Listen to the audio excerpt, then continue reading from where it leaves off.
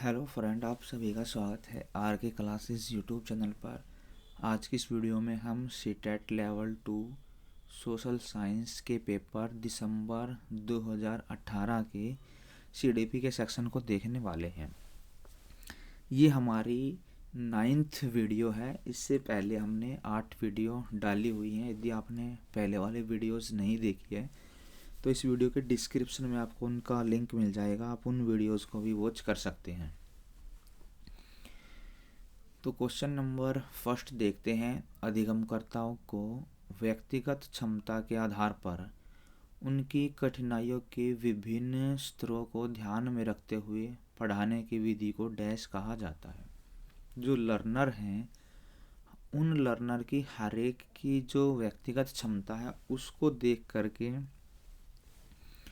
और उसकी जो कठिनाई के जो लेवल हैं उसको ध्यान में रखकर जो पढ़ाने की विधि है उसको क्या कहा जाता है, तो उसको कहते हैं विभेदी अनुदेशन। तो इसका हो जाएगा सेकंड। अधिगमकर्ताओं या छात्रों को व्यक्तिगत क्षमता के आधार पर उनकी कठिनाइयों के विभिन्न स्तरों को ध्यान में रखते हुए पढ़ाने की विधि को विभेदी अनुदेशन कहा जाता है। यह प्रभावी अधिगम के लिए विधि एवं तकनीक के विकास पर जोर देती है। सेकंड है प्रतिपालन अधिगम का एक विशिष्ट चरण है जो अधिगम के डैश चरण का पूर्ववर्ती है। इसका हो जाएगा सामान्यीकरण। अधिगम सतत एवं जीवन पर्यंत चलने वाली एक प्रक्रिया है। किसी विशिष्ट सामाजिक सांस्कृतिक परिवेश में कुछ समय रहने के पश्चात हम उस समाज के नियमों को समझने लगते हैं। प्रतिपालन अधिगम का विशिष्ट चरण है। यह अधिगम के सामान्यीकरण चरण का पूर्ववर्ती है। नेक्स्ट है जोंक का यह मानना है कि संज्ञान और भाव डैश होते हैं। इसका हो जाएगा ऑप्शन नंबर थर्ड स्वतंत्र। जजोंक का मानना है कि संज्ञान और भाव स्वतंत्र होते हैं। रॉबर्ट जजोंक ने 1980 में अपने शोध पत्र प्रेफरेंस नीड नो इन्फ्रेंस में स्पष्ट किया है कि सूचनाओं के निर्माण में स्वतंत्र स्रोत का महत्वपूर्ण प्रभाव होता है। इन प्रभाव का अधिगम के क्षेत्र में अस्थायी महत्व होता है। पहले सीखे हुए कार्यों में सुधार लाने के लिए शिक्षक बच्चों को प्रदर्शन देकर सिखा रहा है। एक टीचर है जो बच्चों को प्रदर्शन देकर सिखा रहा है ताकि बच्चों ने जो कुछ पहले सीखे हुए काम है बच्चों की, या बच्चों ने जो पहले सीखा है उसमें सुधार आ सके, तो वह शिक्षण की डैश विधि का प्रयोग कर रहा है। इसका हो जाएगा ऑप्शन नंबर फर्स्ट प्रतिरूपण। छात्रों को पहले से सीखे हुए कार्यों में सुधार लाने के लिए प्रदर्शन देकर सिखाना प्रतिरूपण विधि का उदाहरण है। प्रतिरूपण शिक्षण अधिगम की एक विधि है। इस विधि के अंतर्गत शिक्षक प्रदर्शन या प्रतिरूप द्वारा शिक्षा प्रदान करने का प्रयास करता है। नेक्स्ट क्वेश्चन है मैन और जेनिस के अनुसार निर्णय लेने वाले बच्चे समस्या का विश्लेषण करते हैं, विकल्पों की सूची बनाते हैं और इसके फायदे और नुकसान के प्रत्येक पहलू पर विचार करते हैं, उसका व्यवहार प्रस्तुत करता है। तो इसका हो जाएगा थर्ड तर्क। 2 साल में बच्चे निर्णय लेना सीख जाते हैं तथा वयस्कों की तरह बच्चे प्रतिदिन कई निर्णय लेते हैं। मैन और जेनिस के अनुसार निर्णय लेने वाले बच्चे समस्या का विश्लेषण करते हैं, विकल्पों की सूची बनाते हैं और इसके फायदे और नुकसान के प्रत्येक पहलू पर विचार करते हैं। बच्चों के व्यवहार से ज्ञात होता है कि वे क्या हैं, सतर्क हैं। एक समस्या सुधारक बच्चा डैश विचार के आधार पर कथनों की सच्चाई या संभावना का मूल्यांकन करता है। तो इसका हो जाएगा फर्स्ट, तार्किक। एक समस्या सुधारक बच्चा तार्किक विचार के आधार पर कथनों की सच्चाई या संभावना का मूल्यांकन करता है। उदाहरण के लिए छात्रों को अपनी पाठ्यपुस्तकों में कई अध्याय पढ़ने हैं। एक समस्या सुधारक छात्र पढ़ना शुरू करने से पहले पाठ के कुछ शब्दों, वाक्यांशों व व्याकरण संबंधी संरचनाओं को पढ़कर या पाठ के शीर्षक व मूल विषय पर चर्चा करके पाठ का मूल्यांकन करते हैं। इसके बाद आगे है, जिस दिए गए कार्य को करते समय बच्चे स्वयं आनंद लेते हुए अनुभव प्राप्त करते हैं, उसे कहा जाता है। एक ऐसा काम जिसको करते समय बच्चे स्वयं आनंद, मतलब खुद जो है उनको आनंद फील होता है, खुशी होती है, तो उसको कहते हैं उपभोक्ता प्रकार का कार्य। जिस काम को करते समय बच्चे स्वयं आनंद लेते हुए अनुभव प्राप्त करते हैं, उसे उपभोक्ता प्रकार या उपभोक्ता प्रकार का कार्य कहा जाता है। इसका प्रयोग शिक्षण प्रक्रिया को पूर्ण करने एवं बच्चों के कौशल विकसित करने में किया जाता है। आगे है, बहुसंवेदी शिक्षण अधिगम की प्रविधि में अधिगम संवर्धन हेतु दृश्य, श्रव्य, स्पर्श और डैश संवेदनाओं का एक साथ प्रयोग किया जाता है। तो इसका हो जाएगा सेकंड, गतिबोधक। इसकी एक्सप्लेनेशन देखिए। गतिबोधक संवेदनाओं से हमें दो प्रकार की सूचनाएं प्राप्त होती हैं। एक, हमारे शरीर के विभिन्न भागों को एक दूसरे संदर्भ में क्या स्थिति है, तथा दो, विभिन्न शारीरिक अंगों के गति की स्थिति में सूचना इन इंद्रियों द्वारा मिलती है। जब छात्र विभिन्न ज्ञानेंद्रियों के अनुसार संवेदना को ठीक प्रकार से व्यवस्थित करते हैं, तो अधिगम का परिणाम छात्र के अनुकूल होता है। बहुसंवेदी अधिगम शिक्षा से छात्र को हमेशा लाभ पहुंचता है। अतः शिक्षकों से विभिन्न शिक्षण सहायक सामग्री प्रयोग करने की उम्मीद की जाती है। बहुसंवेदी शिक्षण अधिगम की प्रविधि में अधिगम संवर्धन हेतु दृश्य, श्रव्य, स्पर्श और गतिबोधक संवेदनाओं का एक साथ प्रयोग किया जाता है।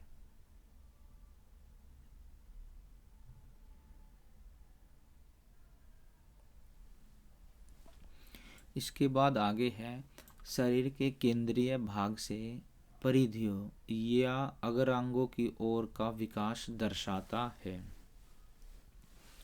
तो इसका हो जाएगा सेकंड, मध्य बाह्य विकास के सिद्धांत को, जो प्रोक्सिमोडिस्टल होता है, प्रोक्सिमोडिस्टल डेवलपमेंट, उसको ये जो है दर्शाता है।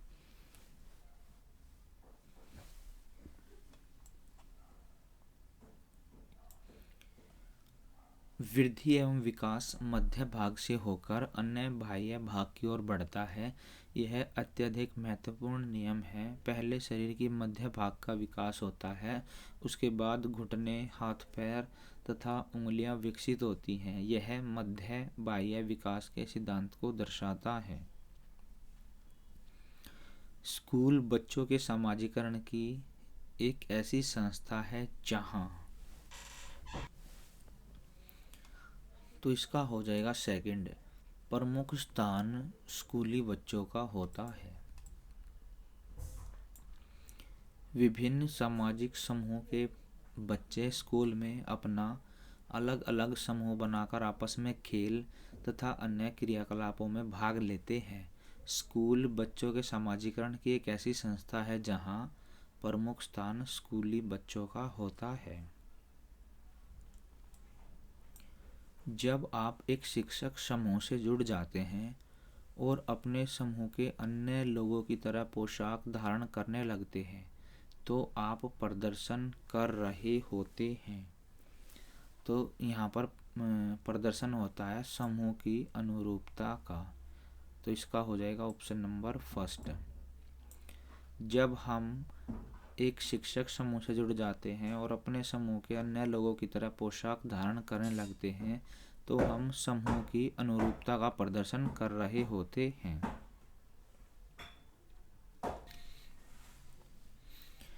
इसके बाद नेक्स्ट क्वेश्चन है, किसी वस्तु के स्थायित्व की अवधारणा पियाजे के विकास के डैश चरण में प्राप्त हो जाती है। तो पियाजे ने जो बच्चे के अंदर ऑब्जेक्ट परमानेंस बताई है वो किस स्टेज में बताई है, तो वो सेंसरी मोटर स्टेज के अंदर बताई है, जिसको हम लोग संवेदी गामक अवस्था भी बोलते हैं।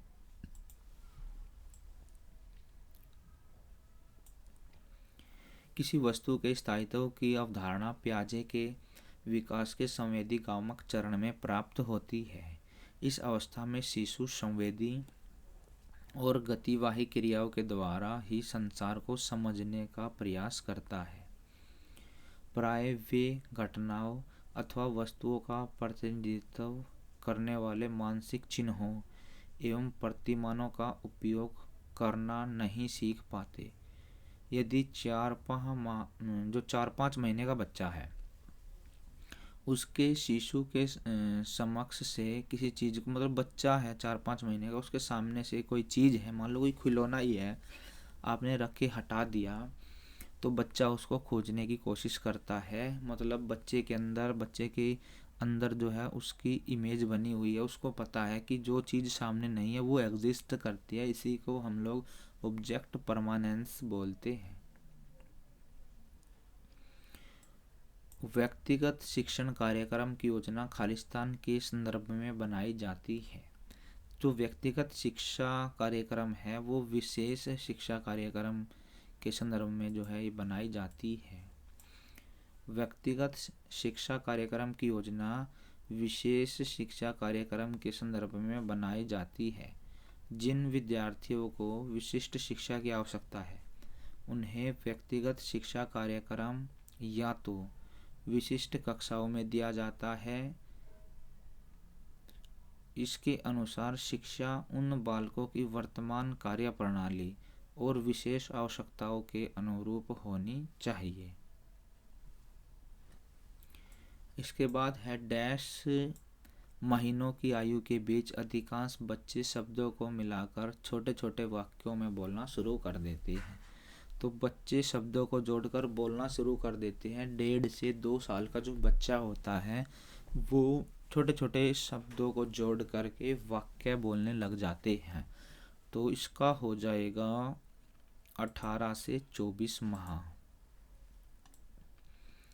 बाल विकास सिद्धांत के अनुसार 18 से 24 महीने की आयु के बच्चे, अधिकांश बच्चे जो हैं इस उम्र के, शब्दों को मिलाकर छोटे छोटे वाक्य बोलना शुरू कर देते हैं। 18 महीने की उम्र तक शिशु एक बार में अपनी कही बात को समझने लगते हैं और उसे 20 से 100 शब्दों की जानकारी बच्चे को होती है। 2 वर्ष की उम्र तक शिशु की जानकारी 200 शब्द से ज़्यादा हो जाती है और वह 2 शब्दों वाले वाक्य बोलना शुरू कर देते हैं। बुद्धिलब्धि या आईक्यू की अवधारणा, जो आईक्यू का जो कंसेप्ट है वो किसके द्वारा दिया गया है, तो इसका हो जाएगा ऑप्शन नंबर 4 स्टर्न के द्वारा।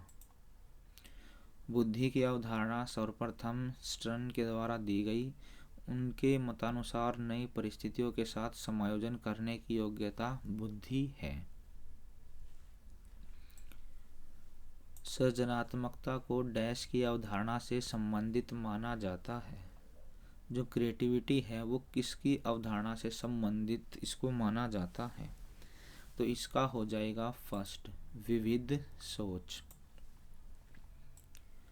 सृजनात्मकता व्यक्ति की वह योग्यता है जिसके द्वारा वह उन वस्तुओं या विचारों का उत्पादन करता है जो अनिवार्य रूप से नए हो और जिन्हें पहले से न जानता हो। सृजनात्मकता को विविध सोच की अवधारणा से संबंधित माना जाता है। किसी भाषा के स्वीकृत ध्वनि संयोजनों को इसके डैश नियमों के अंतर्गत बताया जाता है। तो ध्वनि संकेतों को ध्वनि संबंधी नियमों के अंतर्गत बताया जाता है। भाषा मूलतः ध्वनि संकेतों की एक व्यवस्था है। यह मानव मुख से निकली अभिव्यक्ति है। यह विचारों के आदान प्रदान का सामाजिक साधन है और इसके शब्दों के अर्थ प्राय रूढ़ होते हैं। किसी भाषा के स्वीकृत ध्वनि संयोजनों को इसके ध्वनि संबंधी नियमों के अंतर्गत बताया जाता है। इसके बाद नेक्स्ट क्वेश्चन देखते हैं। जब सोचने की प्रक्रिया किसी भाषा द्वारा प्रभावित होती है तो ऐसी स्थिति को कहा जाता है। जब सोचने की प्रक्रिया किसी भाषा द्वारा प्रभावित होती है तो ऐसी स्थिति को भाषा निर्धारित कहा जाता है। मनुष्य समाज में रहने वाला प्राणी है। वह अपने विचारों भावनाओं को बोलकर ही व्यक्त करता है। भावों और विचारों को या की अभिव्यक्ति के लिए रूढ़ अर्थों में जो ध्वनि संकेतों की व्यवस्था प्रयोग में लाई जाती है उसको क्या कहते हैं? भाषा कहते हैं। जब सोचने की प्रक्रिया किसी भाषा द्वारा प्रभावित होती है तो ऐसी स्थिति को भाषा निर्धारित कहते हैं। अपने अनुभवों और लक्षणों के आधार पर उपकरणों में खराबी के कारण की परिकल्पना का परीक्षण कर रवि उपकरणों की मरम्मत करता है, वह उपयोग करता है। अपने अनुभवों और लक्षणों के आधार पर उपकरणों में खराबी के कारण परिकल्पना का परीक्षण कर रवि उपकरणों की मरम्मत करता है। तो वो किस चीज़ का उपयोग यहाँ पर करता है? तो इसका हो जाएगा फर्स्ट, अनुमानी विधि का। अपने अनुभवों और लक्षणों के आधार पर उपकरणों में खराबी के कारण परिकल्पना का परीक्षण कर रवि उपकरणों की मरम्मत करता है। तो इसे अनुमानी विधि का उपयोग करना कह सकते हैं। इस विधि के जन्मदाता आर्मस्ट्रॉन्ग है। दिव्या अक्सर निर्देशित कार्यों को छोटे छोटे हिस्सों में विभाजित कर आसान बना लेती है, वह उपयोग करती है। तो किसी टॉपिक के या कोई काम है उसको छोटे छोटे हिस्सों में बांटना, हम उसको कहते हैं विश्लेषण। और फिर छोटे छोटे टुकड़ों को जोड़कर समझना, उसको कहते हैं संश्लेषण। तो इसका हो जाएगा लक्ष्य विश्लेषण विधि का। दिव्या अक्सर निर्देशित कार्यों को छोटे छोटे भागों में विभाजित करके आसान बना लेती है, वह उपलक्ष्य विश्लेषण विधि का उपयोग करती है। इस विधि के अंतर्गत किसी कार्य को अलग अलग चरणों में विभाजित कर उसे प्राप्त करने का लक्ष्य रखा जाता है और इसका उपयोग शिक्षण मनोविज्ञान में किया जाता है। पुरुष और महिला की भूमिकाओं का निर्धारण समाज करता है। मतलब समाज बताता है भाई ये काम महिलाएं करेंगी, ये काम पुरुष करेंगे। तो ये जो कथन है ये क्या चीज़ बताता है? तो ये लैंगिकता एक सामाजिक अवतरण है, ये चीज़ हमें बताता है। लैंगिक भूमिकाएं समाज में स्वीकार वह व्यवहार है जो पुरुष और स्त्री के लिंग पर आधारित होते हैं। जन्म के साथ ही लड़कियों एवं लड़कों के लिए निर्दिष्ट सामाजिक और सांस्कृतिक प्रारूप ही लैंगिकता है। पुरुष और महिलाओं की भूमिकाओं का निर्धारण समाज करता है। यह कथन बताता है कि लैंगिकता एक सामाजिक अवतरण है। ग्रेडिंग, कोडिंग, अंकन और क्रेडिट संचय प्रणालियां डैश के उदाहरण हैं। तो इसका हो जाएगा फर्स्ट, अधिगमकर्ताओं की उपलब्धि के आंकलन की गणन विधि। रचनात्मक आकलन या सीखने के लिए आकलन काफ़ी अलग है, जो अधिक अनौपचारिक तथा नैदानिक स्वरूप का होता है। शिक्षक उनका शिक्षण प्रक्रिया के अंग के रूप में उपयोग करते हैं। अध्यापकों को सतत एवं समग्र मूल्यांकन के लिए ग्रेडिंग, कोडिंग, अंकन और क्रेडिट संचय प्रणालियों का उपयोग करना पड़ता है। यह अधिगमकर्ताओं की उपलब्धि के आकलन की गणन विधि के उदाहरण हैं। अधिगमकर्ताओं की उपलब्धि का आकलन शिक्षकों की सहायता करता है। तो ये करता है शिक्षण अधिगम विधियों की प्रभावशीलता का मूल्यांकन करने में। अधिगमकर्ताओं की उपलब्धि का आकलन शिक्षकों को छात्र की शैक्षिक प्रगति का मूल्यांकन करने में सहायता करता है। इसके अलावा यह शिक्षण अधिगम विधियों की प्रभावशीलता का मूल्यांकन करने में भी सहायक है। समावेशी शिक्षा डैश के सिद्धांत पर आधारित है। तो ये हो जाएगा थर्ड, समता एवं समानता अवसर। समता एवं समानता अवसर। शिक्षा का समावेशीकरण यह बताता है कि विशेष शैक्षणिक आवश्यकताओं की पूर्ति के लिए एक सामान्य छात्र और एक दिव्यांग को समान शिक्षा प्राप्ति के अवसर मिलने चाहिए। समावेशी शिक्षा समता एवं समान अवसर के सिद्धांत पर आधारित है। समावेशी शिक्षा अन्य छात्रों को अपनी उम्र के साथ कक्षा के जीवन में भाग लेने और व्यक्तिगत लक्ष्यों पर काम करने हेतु अभिप्रेरित करती है।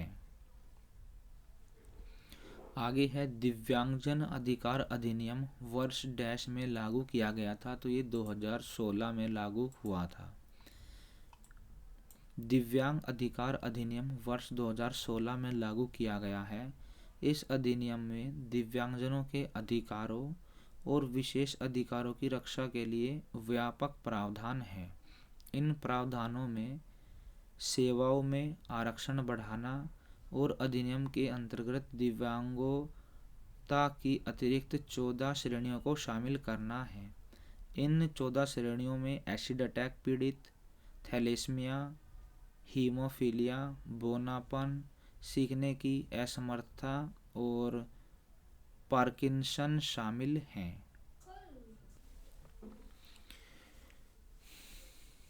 नेक्स्ट क्वेश्चन है, व्यक्तिगत विविधताओं वाले बच्चों को पढ़ाने के लिए ऐसे विद्यालय होने चाहिए जहां शिक्षक,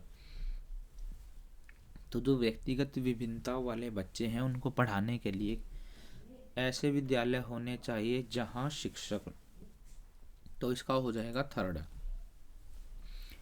विविध अधिगम आवश्यकताओं के अनुसार विभिन्न शिक्षण अधिगम प्रविधियों का उपयोग करने में प्रशिक्षित हो। मतलब टीचर जो है वो इंडिविजुअल डिफरेंस को ध्यान में रख करके काम करें।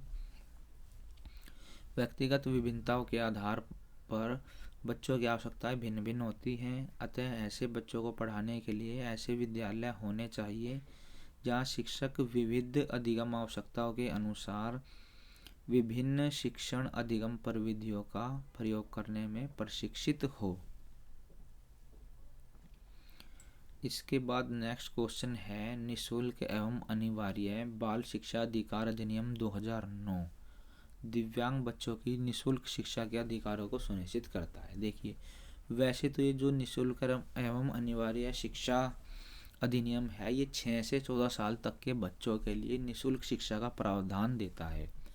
पर जब दिव्यांग बच्चों की बात होती है तो वो 6 से 18 साल तक के बच्चे जो हैं इसमें आते हैं।